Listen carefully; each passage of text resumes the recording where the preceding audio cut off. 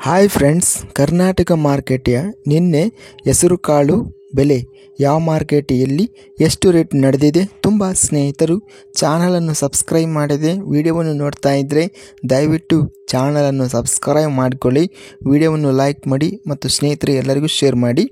ಹೆಸರುಕಾಳು ಬೆಲೆಗಳ ವಿವರಣೆ ದಿನಾಂಕ 12 ಡಿಸೆಂಬರ್ 2024. ಬಸವ ಕಲ್ಯಾಣ ಮಾರ್ಕೆಟಲ್ಲಿ ಹೆಸರುಕಾಳು ಹೆಚ್ಚಿನ ಬೆಲೆ 7,251, ಮಧ್ಯಸ್ಥ ಬೆಲೆ 6,200. ಚಿಂಚೋಳಿ ಮಾರ್ಕೆಟಿಯಲ್ಲಿ ಹೆಚ್ಚಿನ ಬೆಲೆ 3,400, ಮಧ್ಯಸ್ಥ ಬೆಲೆ 3,300. ಗದಗ ಮಾರ್ಕೆಟಲ್ಲಿ 1,306 ಹೆಸರುಕಾಳು ಚೀಲಗಳು ಟೆಂಡರ್ ಆಗಿದೆ. ಹೆಚ್ಚಿನ ಬೆಲೆ 8,300, ಮಧ್ಯಸ್ಥ ಬೆಲೆ 6,391. ಹುಬ್ಬಳ್ಳಿ ಮಾರ್ಕೆಟಲ್ಲಿ 569 ಚೀಲ ಟೆಂಡರ್ ಆಗಿದೆ. ಹೆಚ್ಚಿನ ಬೆಲೆ 7,500, ಮಧ್ಯಸ್ಥ ಬೆಲೆ 6,500. ಕಲಬುರಗಿ ಮಾರ್ಕೆಟಲ್ಲಿ ಹೆಸರುಕಾಳು ಹೆಚ್ಚಿನ ಬೆಲೆ 7,900, ಮಧ್ಯಸ್ಥ ಬೆಲೆ 6,000.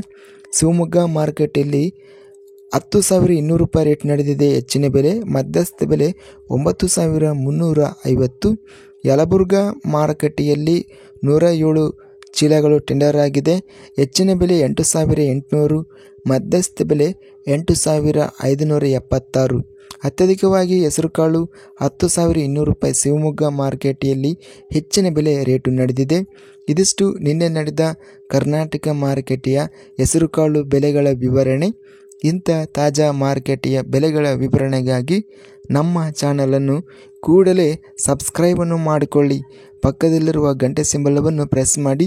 ಹೀಗೆ ಮಾಡಿದರೆ ನಾವು ಅಪ್ಲೋಡ್ ಮಾಡುವ ಪ್ರತಿ ವಿಡಿಯೋಸ್ ನೋಟಿಫಿಕೇಷನ್ ಆಗುತ್ತವೆ.